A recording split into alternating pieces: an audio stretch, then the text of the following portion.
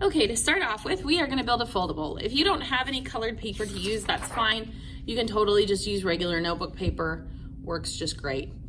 All right, so you're going to want to line it up so you've got a little bit of overlay like that, about an inch or so. And then we're going to fold this, not really in half. We're going to fold it so that you have basically 4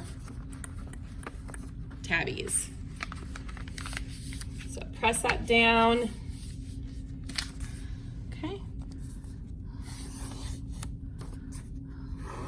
Okay. And then a stapler, just to staple the top so that it all stays together and doesn't fall apart. All right, so we are gonna put our title on the top of our foldable. This is our states of matter. All right, ooh, sorry, I'm gonna bump you. And we have 3 different states of matter. Well, really actually 4, but we're not gonna talk about plasma. We have solid,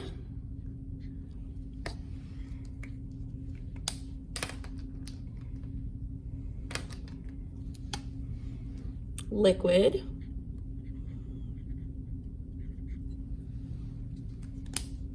and we have gas. Okay. We are going to talk about each of these types of matter in terms of 4 different properties. The first is particle movement.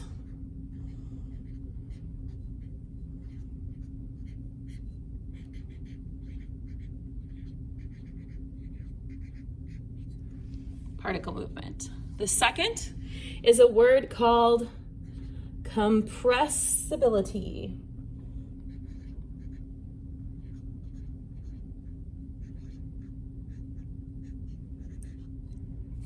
And then the last 2 properties we're going to look at, we're going to talk about them on the same tab because we're going to have lots of space. It is volume and shape. Okay? And what we're going to do is we're going to actually make a little dot. Make a little dot. Okay? So we're going to actually keep this separated. Solid, liquid, gas. Solid, liquid, gas. Solid, liquid, gas. So you should have 3 columns, 3 columns on every tab so that we have solid, liquid, gas on each side. All right, so that's how we're gonna make our foldable. Go ahead and watch the next video and we will use it to fill in our foldable. Okay. The first thing I want to talk about is just the states of matter themselves. And I'm going to use water as an example because this is something that we have all experienced. Everybody knows what water is. But we really want to talk about water in terms of its 3 different states of matter. And water is a little bit unique in that it's one of the only substances that we give sort of a unique name to depending on its state of matter. Okay.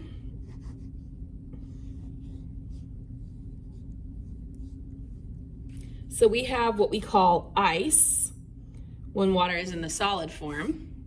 We have water when it's in the liquid form. And then we have steam when it is in the gaseous form. Okay? Those are just the words we put on it. It's a label. It's something we use because we speak English, okay? But really, they all have the exact same chemical structure. They are all made of 1 oxygen with 2 hydrogens connected. So let's draw that real quick. Here's my 1 oxygen atom for ice, my 1 oxygen atom for water, and my 1 oxygen atom for steam. And then they also have, attached to those 1 oxygens, they're also going to have 2 hydrogens.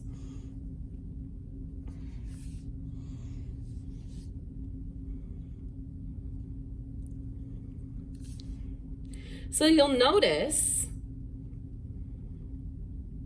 that even though the state of matter looks very different, the compound looks the same.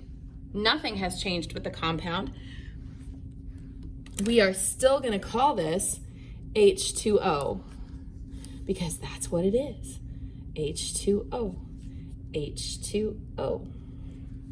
All of those are still H2O. They're still made of one oxygen, two hydrogens. So then what's the difference? Why do they look so different if they're all chemically the same thing? Well, it has to do with, number one, their energy, and number two, how that energy affects the particle movement.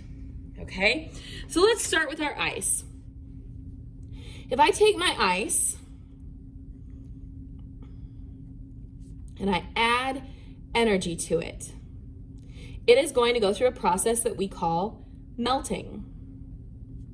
Okay, so by adding energy, we force it to melt and go to the liquid phase. If I were to keep adding energy,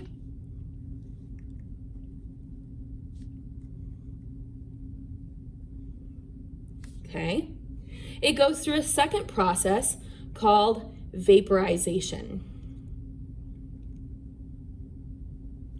Vaporization, okay? And it goes to the gas phase.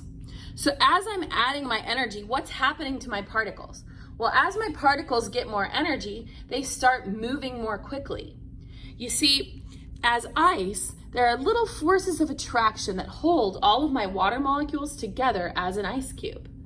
As I start adding this energy, those particles start getting enough energy that they can break away from that attraction a little bit and go to the liquid phase. If I add even more energy, they can break those attractions completely and go into the gas phase. Okay? Now again, it's still staying water. The difference is how spaced out the particles are.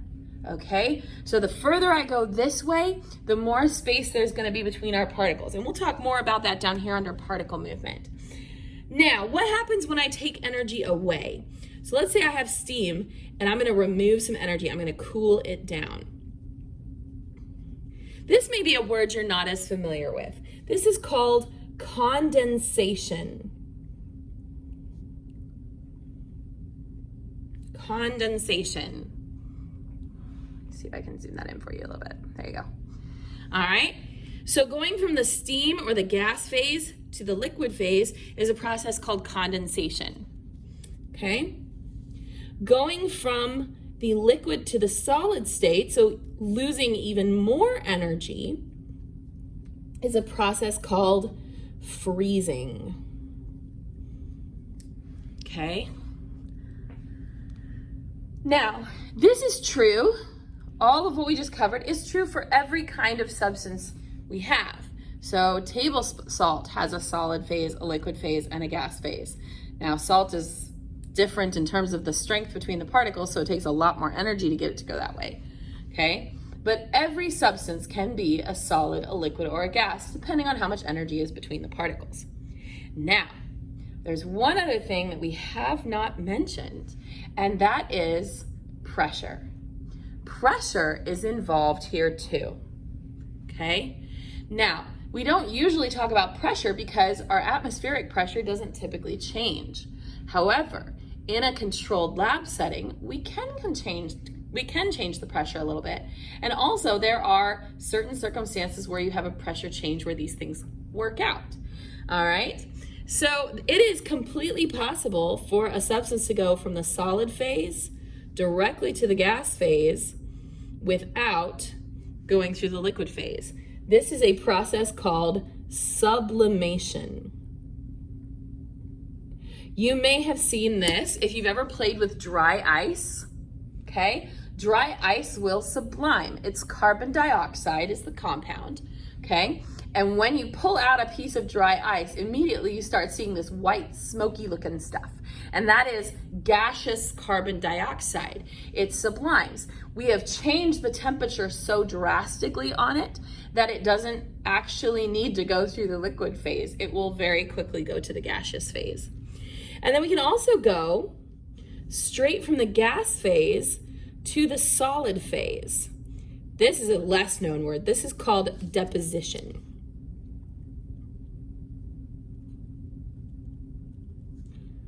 okay? Deposition. An example of this is called hoarfrost.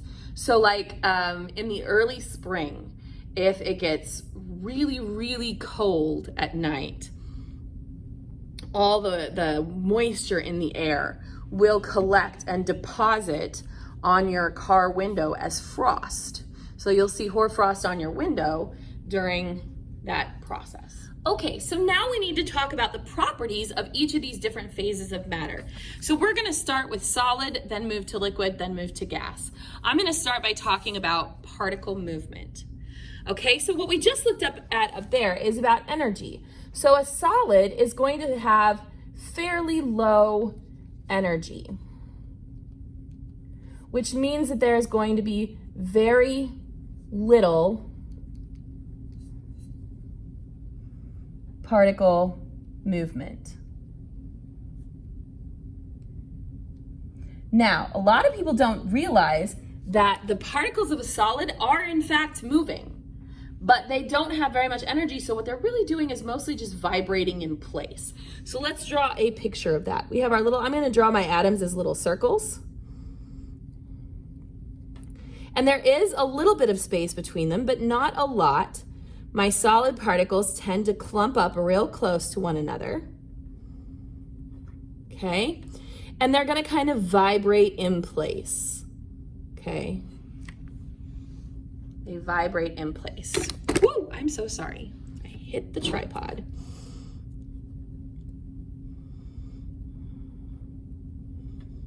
So what happens if I start to add a little more energy? As we add energy and we move into the liquid phase, okay, we have increased particle movement.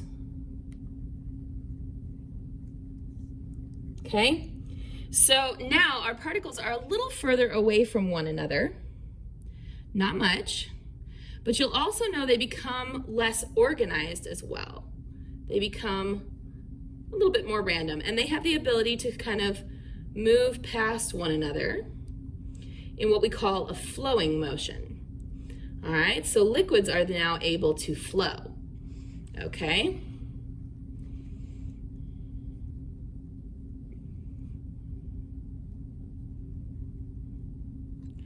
So what happens if I add even more energy? Well, that moves us over to the gas phase where we have the most energy. Okay, this is high particle movement. Those little forces of attraction that hold our solid together don't really exist anymore here. They're moving so quickly that there's no time for them to be attracted to one another. And so these are very fast moving particles, and they're spread really far apart. And we are gonna actually spend a whole unit talking about gases and how they work, but these are going to expand out as far as they can. So if they're in a container, they will fill that container all the way up because their particles are moving so quickly they can spread out. All right, so that's particle movement. Okay, so let's talk about compressibility. Now, this stuff that we just said about particle movement is going to play a big part in compressibility. So let's start with that picture of our solid. With our solid, our particles are already very, very close together. So compressibility means, can I push them closer together? Am I able to push them any closer together? So in order to do that, I would add a force to make the container smaller.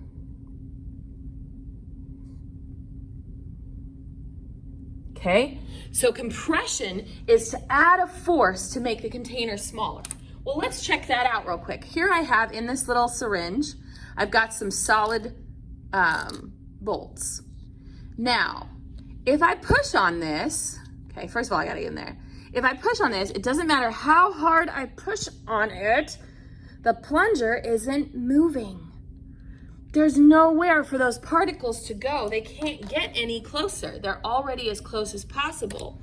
So if we add a force to try to make the container smaller, nothing happens because the particles are already too close together. So this is no change. Particles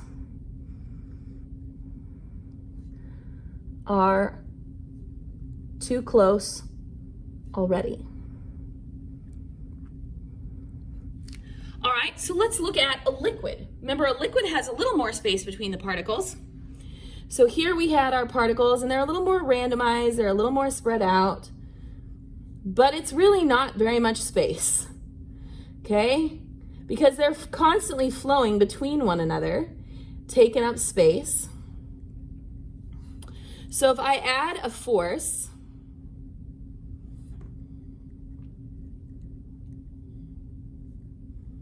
to make the container smaller,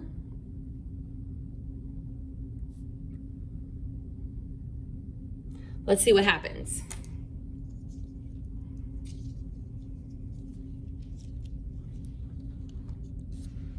So this is mostly a liquid, and you'll notice that there's a little bit of compression, but that's mostly the gas in there. When I squeeze on this really, really hard, I'm squeezing so hard, nothing is happening. The plunger is not moving. I cannot make this any smaller, okay? Because the particles are still too close together. So there's really not gonna be much of a change here because the particles are still too close together.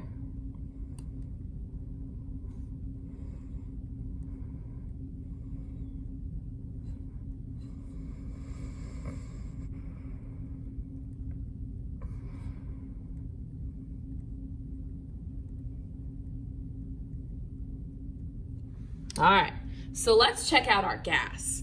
Remember, our gas has lots and lots of space between our particles, and our particles are moving really, really fast. Okay, so now let's see what happens if we add force to make the container smaller.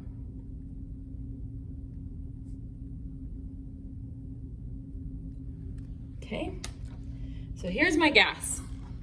Now watch what happens when I add force to this. Wow, look at that. Look at how much I was able to compress that. Let's do that again. Okay, it's all the way out. Not even that much force. I can compress that a lot. And that's because the particles started out so spread apart that we can push them considerably closer together. Okay? So this results in a large change in volume because the particles had lots of space to begin with. Okay, so that's compressibility. Okay, let's talk volume and shape. This is an interesting one. Okay, and this is kind of a duh. You already know this. We just need to think about it, and we need to talk about what words we're going to put on it. So let's start with volume. Volume is the amount of space something takes up. Okay, so volume is the amount of space it's going to take up. Now, let's imagine I have a rock. Okay, here's my rock. I'm going to draw my rock. It's a great rock, isn't it? Don't laugh at me. If I take my rock and I put it in this beaker, would the amount of space the rock takes up change? No. Okay, so between here and here, there is no change in volume. Why? Well, the particles are really close together. Putting them in the beaker doesn't make them any closer together, doesn't make them any further apart. Just because it has more space doesn't mean it has enough energy to fill the space. So our rock particles, since they're solid state, don't have enough energy to fill out any. So it's gonna stay the same in volume. Shape also didn't change. If I put a rock into a beaker, is the shape gonna change? No. So we have no change in shape either. Okay? So the words we use for this are definite. Okay? The shape and volume of a rock are definite. A solid has a definite volume and a definite shape. In other words, it's not going to change. Excuse me. So it's not going to change simply because we change the container. Now let's try that with a liquid. All right. So let's say I have a glass of water. So here's my glass and it's filled with water. Okay. If I switch the container, okay, let's say I have this super fun squiggly shape jar that I'm going to put my water in. Okay. So, did the amount of space the water takes up change? No. No change in the volume. And the reason that that is true is because, again, the particles don't have enough energy to spread out and fill this container. So they are going to take up exactly the same amount of space that they took up in the other container. But did the shape change? We went from kind of a rectangular shape to this squiggly shape. So here, the shape does change. So your shape changes to match the container. Okay? So for liquids, we say that it has a definite volume, but we say it has an indefinite shape because the shape can change. All right, let's check out our gases. This is one of my favorites and it's super obvious and yet we miss it sometimes. So let's say that I have this little container, little tiny test tube full of this, I'm gonna use green so it is smelly, little container full of this gas, all right? And let's say I just open this and I pour it into a sealed container here. Now remember, gases are compressible, but they're also expandable. So notice that this gas that was taking up the entirety of this little tiny vial is also now taking up the entirety of this giant container because the particles have so much energy that they will spread out to fill any container. So volume changes because the gas will expand to fill the container. And the shape changes to match the container. Okay, we call this an indefinite volume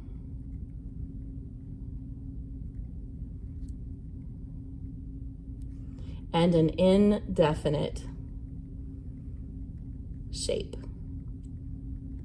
Okay, my personal favorite example of this is a fart. And I know that's gross, but really, if somebody farts in a room, it doesn't take long before we're all smelling it, right? Because that gas that was neatly contained inside their body can expand to fill the entire room once it is released, okay? So that's a good way to help you remember that this one is the different one. It's gonna change the shape to match the container. It's gonna change the volume to fill the container. Because the particles have so much energy, they are able to do that. All right, so this is going to get glued into your notebook. Done and done.